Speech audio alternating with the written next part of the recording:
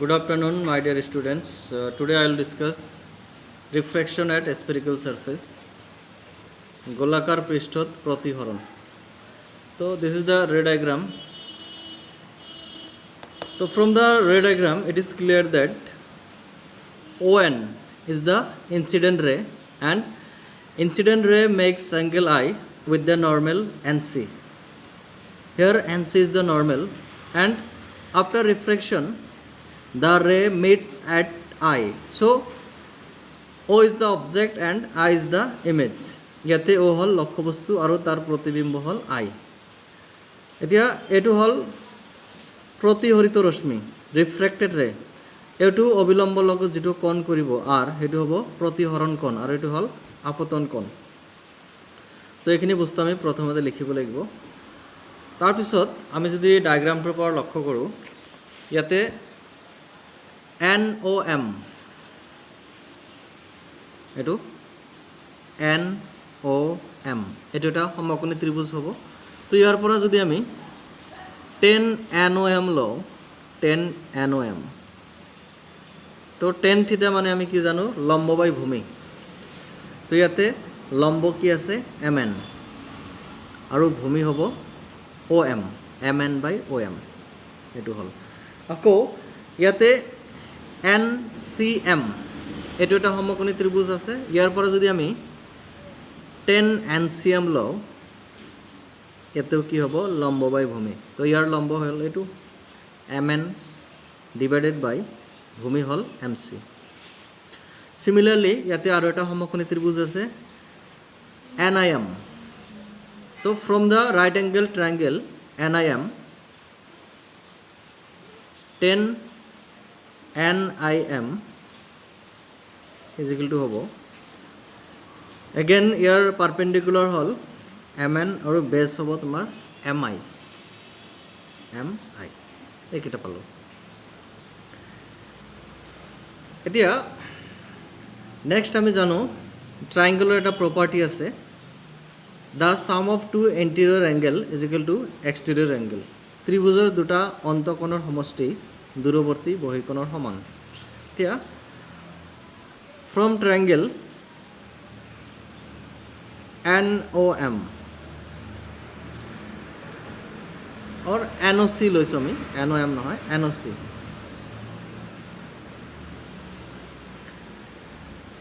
NOC এটো triangle যদি লওঁ, তেনেহলে এই দুটা বাহুৰ যোগফল, এই দুটা কোণৰ যোগফল ইয়াৰ সমান হ'ব. That means NOM plus NCM is equal to হ'ব I. দ্যাট মিন্স ইয়াৰ পৰা আমি লিখিব পাৰি angle I is equal to angle NOM plus angle NCM. এটো লিখিব পাৰি. এগেইন আৰু এটা ত্ৰিভুজ হল NIC. NIC ত্ৰিভুজৰ পৰা আমি কি লিখিব পাৰি, ইয়াৰ এটা অ্যাঙ্গেল হল R প্লাস আন এটা angle hall NIC or NIM, R plus NIM. এই দুটাৰ সমষ্টি দূৰৱৰ্তী বহিকোণ হল এটো is equal to হ'ব NCM. ইয়াৰ পৰা R is equal to hall NCM minus NIM. এটো হ'ব. ওকে, তো ইয়াৰ পৰা ত্ৰিভুজ NOCৰ পৰা I2 হল কি, বহিকোণ. এই বহিকোণ এই দুটা অন্তঃকোণৰ সমষ্টিৰ সমান হ'ব. তেনেহলে ইয়াৰ এটা অন্তঃকোণ হল NOM আৰু এটা হল NOC. তো I is equal to হ'ব NOM plus NCM. এতিয়া আৰু এটা ট্ৰায়াঙ্গেল লৈছো আমি, এটো NIC. এটো ত্ৰিভুজৰ এই দুটা অন্তঃকোণৰ সমষ্টি এইটো বহিকোণৰ সমান হ'ব. তেনেহলে এই দুটা অন্তঃকোণৰ এটা হল NIM আৰু এটা হল R. এই দুটাৰ যোগফল কি হ'ব, R is equal to R plus NIM is equal to হ'ব তোমাৰ NCM. ইয়াৰ পৰা R is equal to আমি লিখিব পাৰি NCM plus NIM. এটো লিখিব পাৰি আমি. এইখিনি হল. এতিয়া আমি জানো যে যদি থিটা ইজ ইকুয়াল টু স্মল হয়, থিটা যদি স্মল হয়, তেনেহলে আমি tan theta is approximately is equal to theta লিখিব পাৰি তো হেতু মতে ইয়াতে 10 NOM এটো approximately কাৰ সমান হ'ব NOM 10 NCM is equal to NCM আৰু 10 NIM is equal to হ'ব NIM এটো কেতিয়া পসিবল যেতিয়া অ্যাঙ্গেল টু ভেরি স্মল হ'ব বহুত সৰু হ'ব কোণটো এটো হ'ব এতিয়া আমি যদি স্নেলৰ সূত্ৰ ব্যৱহাৰ কৰো স্নেলৰ সূত্ৰ মতে কি পাইছিলো আমি স্নেলৰ সূত্ৰ পাইছিলো sin I by sin R is equal to এটো স্নেলৰ সূত্ৰ মতে according to Snell's law sin I by sin R is equal to mu 2 by mu 1 এতিয়া এফালৰ যেটো মাধ্যম আছে তাৰ প্ৰতিহানাংক হল mu 1 আৰু এফালে আছে mu 2 তো আমি স্নেলৰ সূত্ৰ মতে জানো sin I by sin R is equal to mu 2 by mu 1 তো যদি আমি ক্রস মাল্টিপ্লাই কৰো বজ্ৰপূৰণ কৰো তেনহলে কি পাম আমি mu 1 sin I is equal to hall mu 2 sin R এটো পালো এতিয়া আমি জানো যদি অ্যাঙ্গেলটো বহুত স্মল হয় তেনহলে আমি sin I is approximately is equal to I হ'ব আৰু sin R is approximately is equal to R হ'ব তেনহলে এটো হ'ব mu 1 I এটো হ'ব mu 2 R এটো লিখিব পাৰি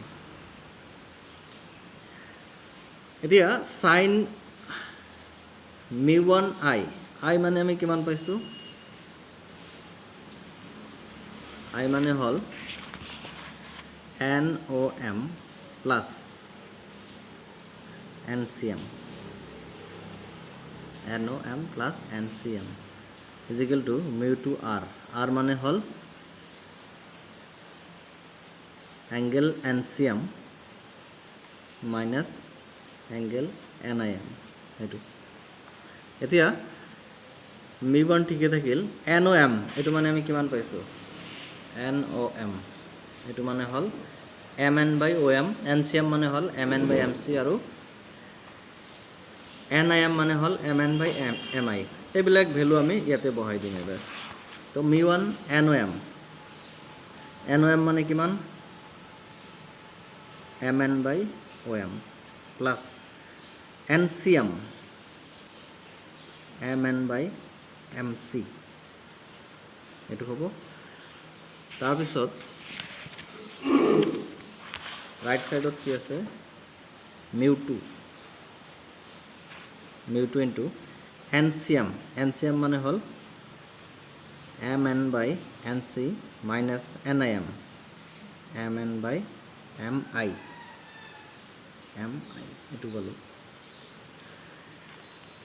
এতিয়া ইয়াৰ পৰা বোথ সাইডত যদি আমি MN কমন লও তেনহলে MN টো ক্যান্সেল আউট হৈ যাব MN যদি ক্যান্সেল আউট হৈ যায় কি থাকিব MN ক্যান্সেল আউট কৰিম আৰু mu 1 দি আমি বোথ সাইড মাল্টিপ্লাই কৰি দিম তেনহলে mu 1 দি যদি আমি মাল্টিপ্লাই কৰো mu 1 by OM পাম ইয়াতে পাম mu 1 by MC আৰু রাইট সাইডত পাই আছো আমি mu 2 by MC minus mu 2 by MI এটো পালো এতিয়া mu 2 by MI এটো যদি আমি রাইট সাইডত লৈ আনো লেফটত লৈ আনো প্লাস হ'ব mu 2 by MI এটো এফালে লৈ আনিছো plus mu 1 by OM is equal to এটো ঠিকে থাকিল mu 2 by MC এটো এফালে গলে মাইনাস হ'ব mu 1 by MC এটো এতিয়া from the sign convention চিনৰ সূত্ৰ মতে আমি কি পাম সাইন কনভেনশন যদি ব্যবহাৰ কৰো আমি তেনহলে ইয়াতে